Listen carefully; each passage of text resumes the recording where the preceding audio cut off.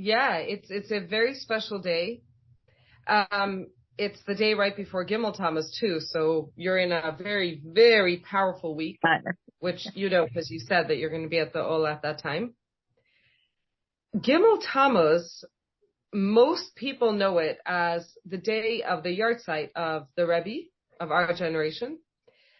What's less known, but has been true for even longer than that, is that Gimel Tammuz was the beginning of the release of the previous Rebbe from when he was imprisoned in the USSR by the communists for his Jewish activities, for his religious activities under their noses. They did not appreciate that he was educating children.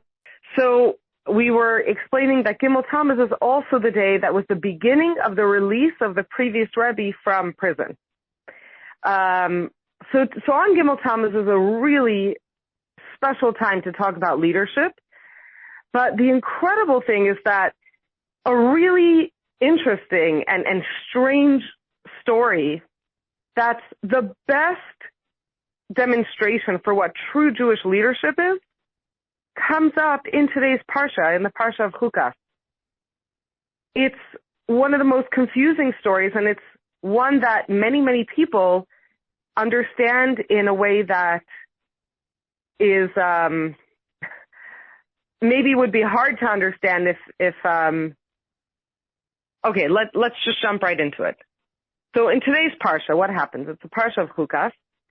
The first thing is God commands us about the red heifer. We'll talk about that later in the daily. Miriam and Aaron pass away. And there were 3 miracles that the Jewish people received when we were in the desert. 3 big miracles. There were tons of miracles, but 3 overwhelming big miracles that took care of our needs while we were in the desert. We had the man, and that was in the merit of Moshe Rabbeinu, Moshe, our actual Nasi, the leader, the head of that generation.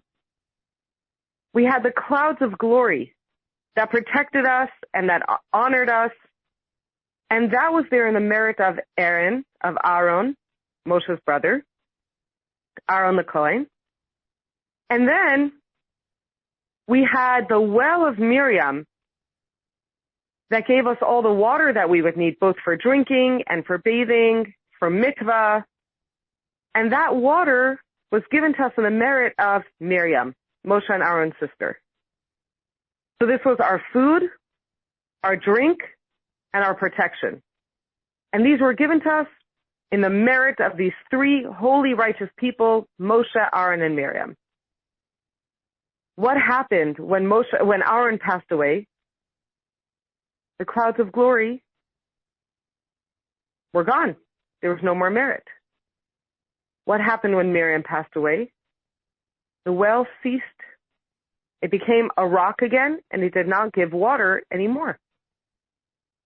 So does that mean that we no longer had protection and we no longer had water? And the answer is no. That's not what it meant. What it meant was that now we would need to receive those miracles based on Moshe's merit. And Moshe brought back the clouds and brought back the water. And we're going to talk about that a little bit more at the end, about him bringing these things back. But the story of how he brought back the water is one of the most difficult to understand stories of the entire Torah. What happens? The Jewish people are begging for water. And God says, okay, Moshe, go ahead. Go to the rock. The rock that's the well of Miriam was this big boulder. Speak to the rock, and it will give water. And Moshe and Aaron go, and they find the rock. And Moshe doesn't speak to the rock. He raises his staff, he hits the rock, and water gushes out of the rock. But God speaks to Moshe and he says, because you did not listen to me and sanctify my name in front of the people of Israel, because you hit the rock instead of talking to it, you are not going to enter into the land of Israel. And now my question to you is as follows.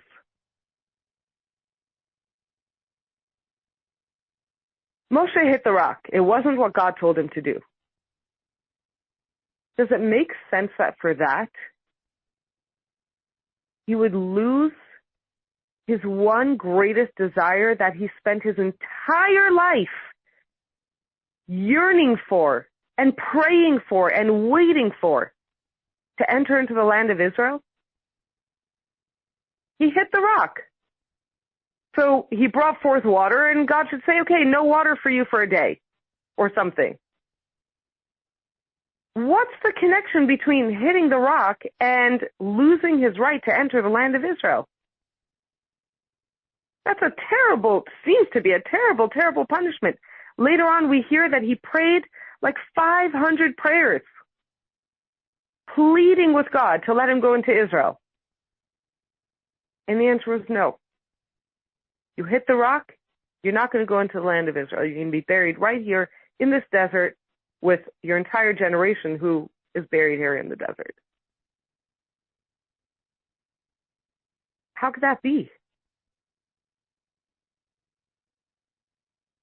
Second of all,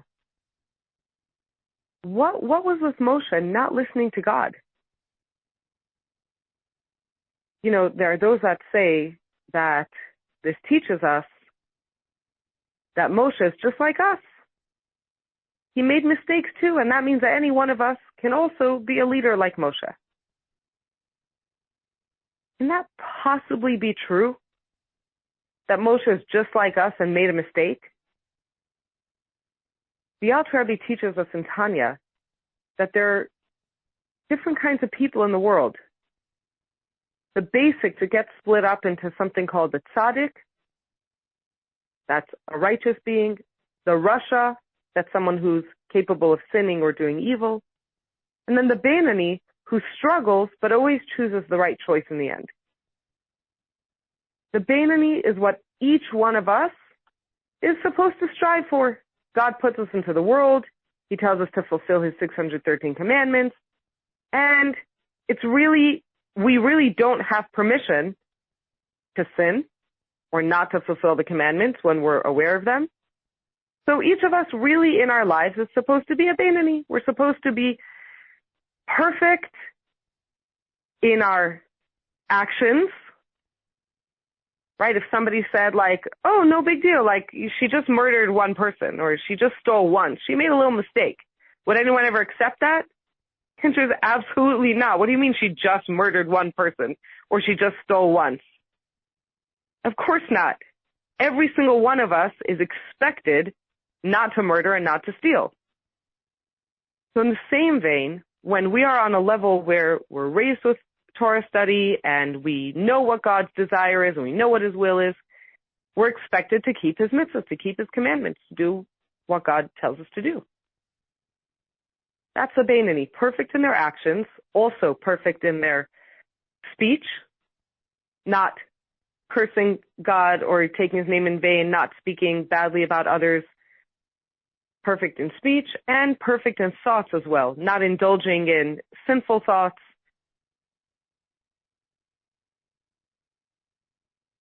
That's a Beinoni. So if that's a Beinoni, someone who's completely perfect in their thought, speech, and action, what's a tzaddik? What's a righteous person?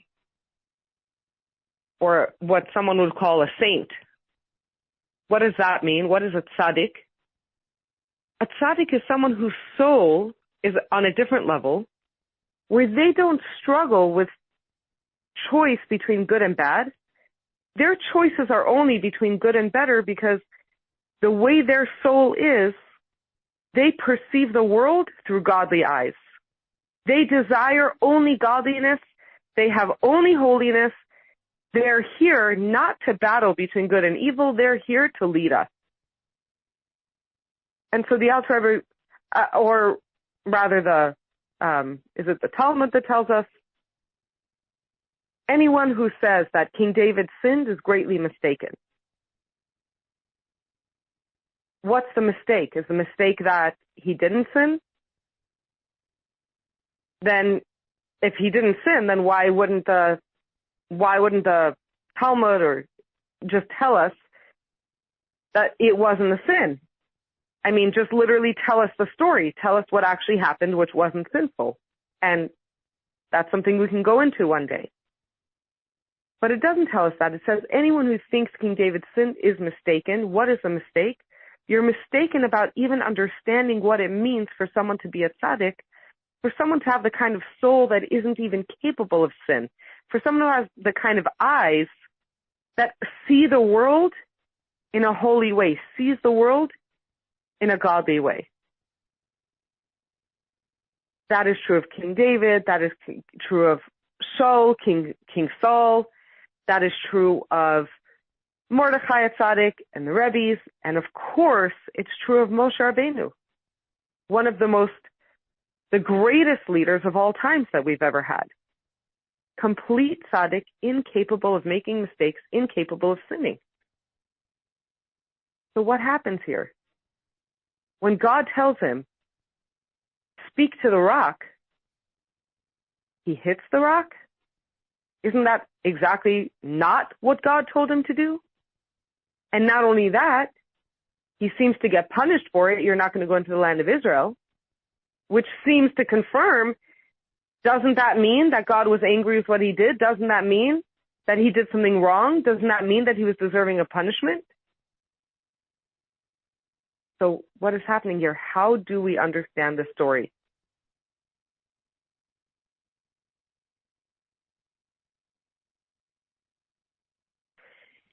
And in order to understand the story, we need to remember the entire context of who Moshe was. Throughout all of his years of leadership, his 40 slightly plus years of leading us, who was Moshe? Throughout these 40 years, there's God, there's the Jewish people, and there is quite a bit of conflict between God and the Jewish people. What's Moshe's role every time there's a conflict? Whose side does Moshe take every time there's a conflict between God and the Jewish people? He's always taking the side of the people, always taking our side.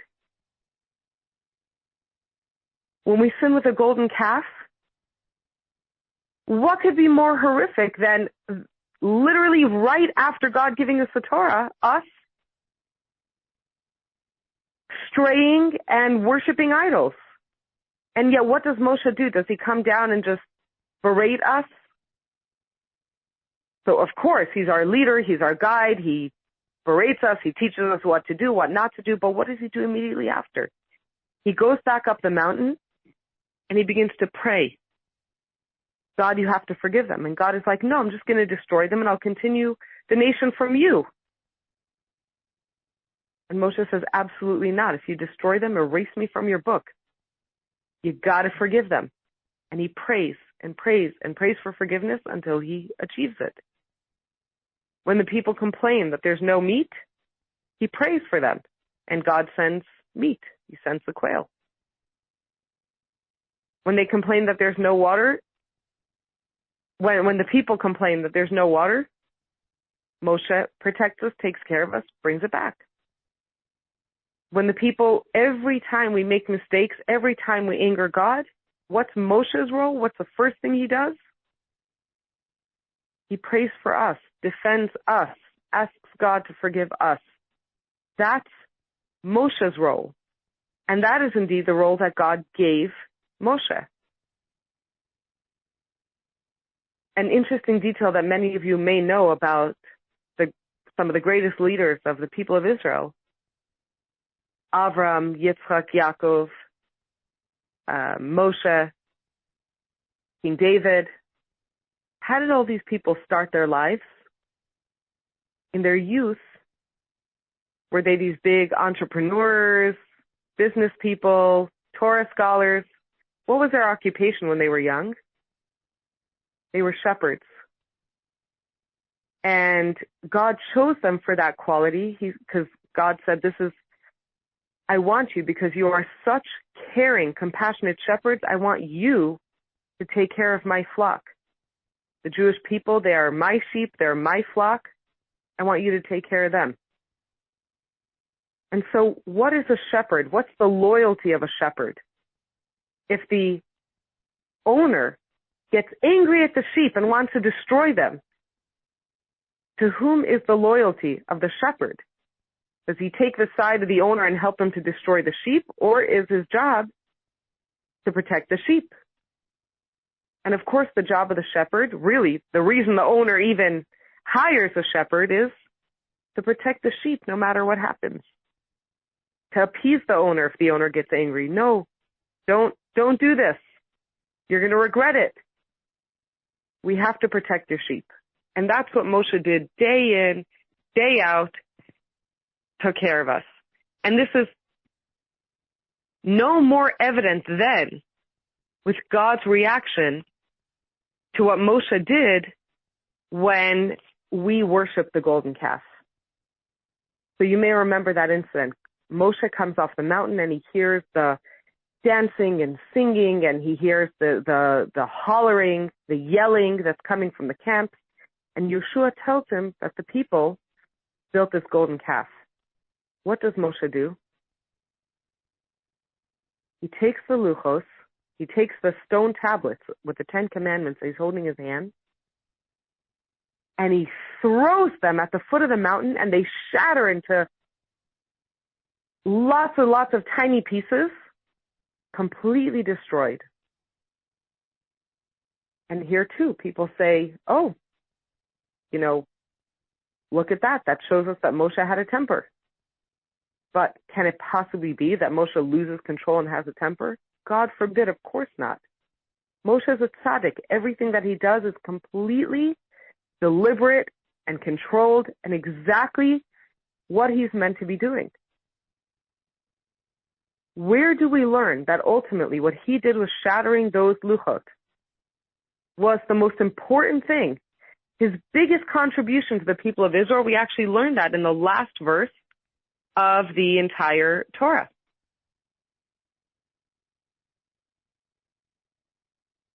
So let's take a quick look at that. But at the end of Torah, the very last thing the Torah describes is the passing of Moshe.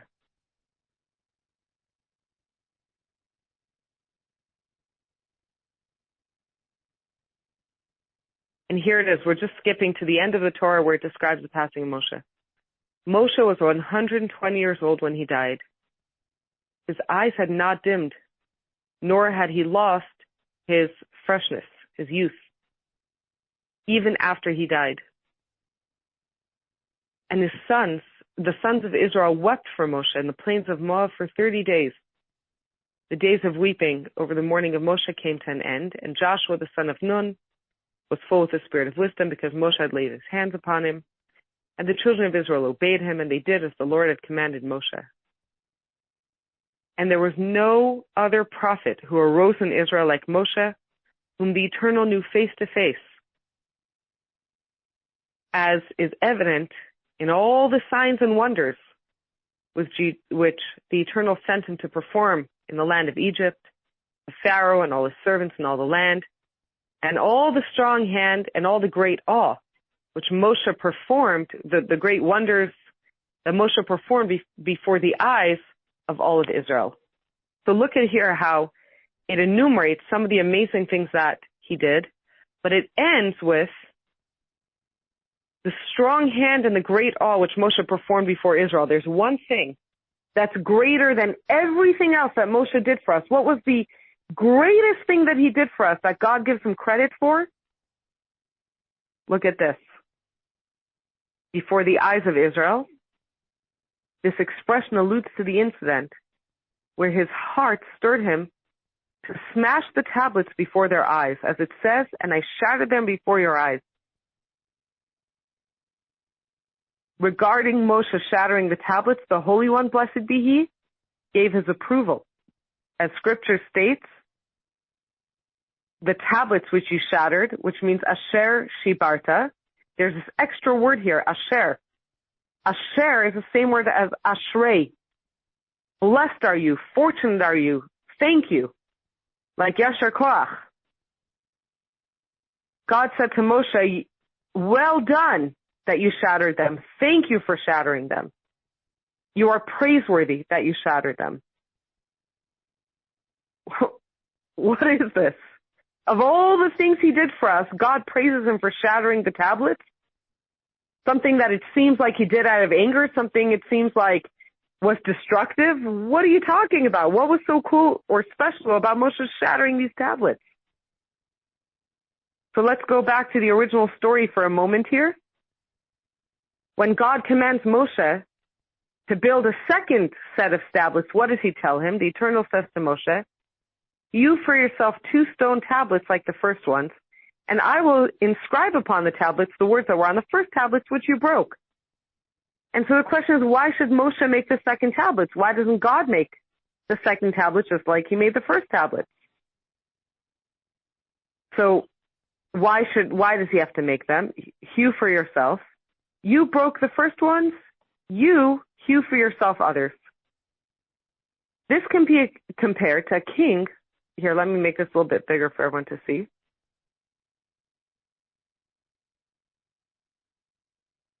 This can be compared to a king who went abroad and left his betrothed with the maidservant. Because of the immoral behavior of the maidservant, she acquired a bad reputation. The bridesman, the person appointed to defend the bride should any problems arise, he arose and tore up the marriage contract. He said, if the king decides to kill her, I will say to him, she's not yet your wife. The king investigated and discovered that only the maidservants were guilty of immoral behavior. He therefore became appeased to her. So her bridesman said to her, write up another marriage. Her bridesman said to him, to the king, write up another marriage contract because the first one was torn up. The king replied to him, you tore it up. You buy for yourself another sheet of paper, and I will write to her with my personal handwriting. Likewise, the king represents the Holy One, blessed be he. The maidservant represents the mixed multitude. The bridesman is Moshe, and the betrothed of the Holy One, blessed be he, is Israel. This is why it says, hew for yourself, that Moshe, you're the one who shattered, who ripped up the first contract, you make for yourself a second contract. So what motivated Moshe to shatter those tablets? He saw them worshiping this golden calf, making this image. And on the tablets it says, do not make for yourself any images, any engraved images or carved images. So what did he do? He broke the tablets to defend the people of Israel. Was he not afraid of God's wrath? I mean, God literally just gave him these miraculous tablets. How could he destroy something so precious that God just gave him? Shouldn't his allegiance be to God? But no. Moshe's like, if these tablets are going to be like the prosecutor accusing the people of Israel of wrongdoing, they gotta go. These are my people. I'm going to protect them at all costs. He shattered the tablets, and then he tells God, well, they didn't receive it yet. Protecting the people of Israel. Defending the people of Israel. And so how is that related here to our story about hitting the rock? How is hitting the rock similar in any way to any of these incidents that we're describing? Well, take a look here. After he broke the rock, Hashem said to Moshe and Aaron, since you did not have faith in me to sanctify me in the eyes of the children of Israel, therefore you shall not bring this assembly to the land which I have given them. So what does this mean, since you did not have faith in me to sanctify me? God says, for you have spoken to the rock. Had you spoken to the rock and it would have given water, I would have been sanctified in the eyes of the congregation. They would have said, if this rock, which neither speaks nor hears and does not require sustenance, fulfills the words of the omnipresent, how much more so should we? This is what God asked of Moshe. He said, I want you to sanctify my name. I want you to show my glory, show my honor, show that everything in this world listens to me.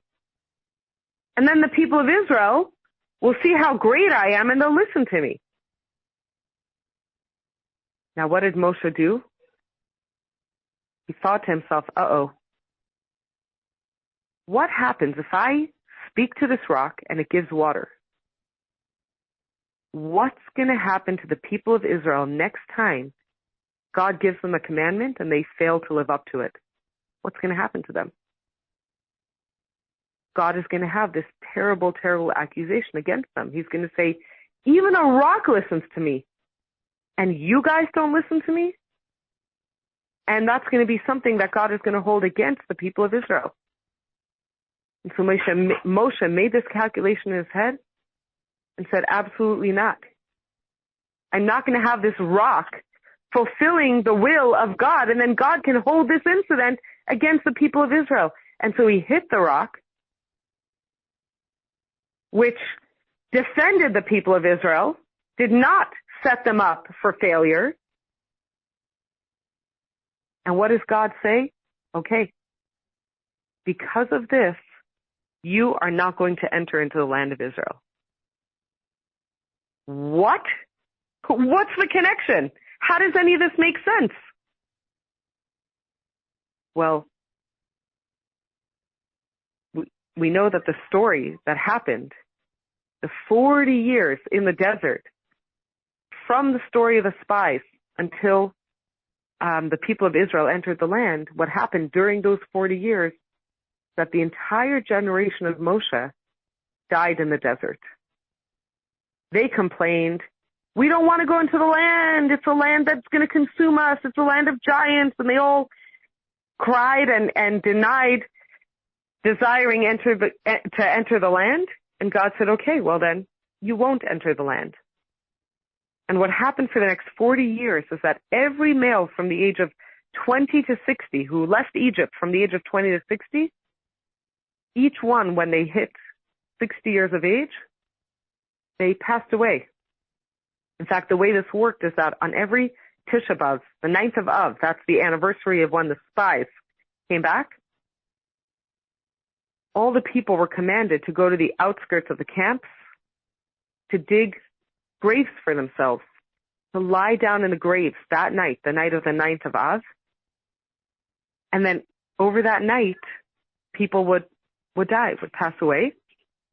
And then whoever didn't pass away would resume, would get up out of that grave the next morning and resume their life, go back to their families. But over the course of these 40 years, everyone between the age who had been at that time, between the ages of 20 to 40 at the time of the sin, they passed away over these 40 years. And so what happened is that now the desert is the resting place of all these people, of the entire generation of Moshe. And because they refused to enter the land, God said, you're never going to enter it. Even when Mashiach comes, you're not going to enter the land because you refused. You didn't want to. You spoke negatively against it. You gossiped against it, so you're not going to enter the land. Which would mean that Moshe lost his entire generation, that these people would never be resurrected, that they'd never come back, that they'd never experience the land of Israel with the rest of us, with all of us. With this act of Moshe, that he refused to hit the rock because he wanted to defend the people of Israel, with this act of Moshe, God said, you're going to be buried right here in the desert with them. What happens with that when Moshe gets buried here in the desert with them? When Mashiach comes, Moshe is going to be resurrected and enter into the land of Israel. And because of that, on his merit, not on their merit, they lost the merit, they're done. But on his merit, when he gets up to enter the land of Israel, his entire generation will be schlepped along with him, will be brought along with him. He will lead all of them back into the land of Israel. That is a true leader. Yes, our leaders teach us about God. But there's something way, way, way deeper, which is that our leaders advocate for us on our behalf to God. So many stories of our leaders intervening on our behalf to God. And that's what truly a leader, a Jewish leader is. It's not about the wisdom, even though Moshe had wisdom. Moshe had the greatest wisdom there ever was. Moshe led a generation called the Dor De'ah. Dor De'ah means De'ah from the word of Da'at. The generation of the greatest knowledge that ever was. They were the generation of receiving the Torah, and Moshe was the greatest of that generation. He received the Torah straight from God. And yet, is that what he's praised for at the end of the Torah? No. He's not praised for his knowledge. He's not praised for his charisma. He's not praised for his political brilliance. He's not even praised for the miracles that he made for us. Splitting the sea and all the different plagues. None of that. What is he praised for? That you broke the tablets, that you defended the people of Israel when they were at their worst, that you protected my flock, you protected my sheep. And what was we think of it as a punishment, but what was actually his reward for that? Is that he got to remain with his flock, and he's going to bring them back with the coming of Mashiach.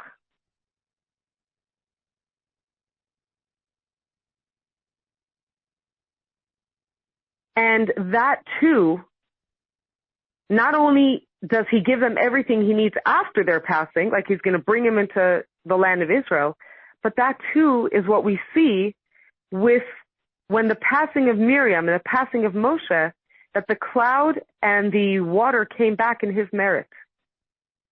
It's not just, because his merit is so great. It's because everything that we need will come to us through our leader that Hashem gives us. Will be channeled to us through our leader. The leader gives us everything that we ever need for all of time.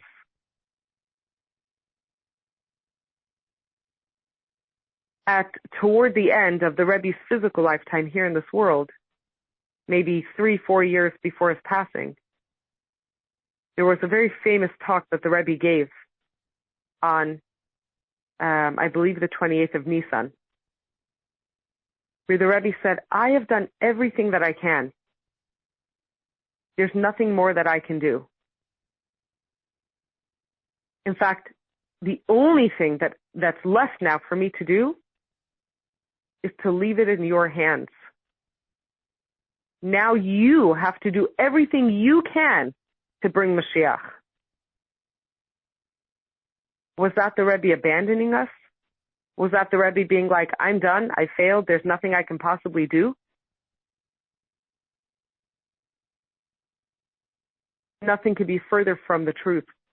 It was actually the greatest accomplishment of the Rebbe. It was the greatest success of the Rebbe, that he had given us absolutely everything we need, and now we are ready to take on that work. We are ready to take on our own leadership. We are ready to do what we need to do and bring Mashiach. He handed that over to us, and yet, when we need something, the Rebbe's there and brings it through. And everyone in this class probably either has a story where even after the 3rd of Tammuz, the Rebbe intervened and you saw a miracle in your life when you simply asked, when you simply sent in a letter to the resting place, when you simply asked,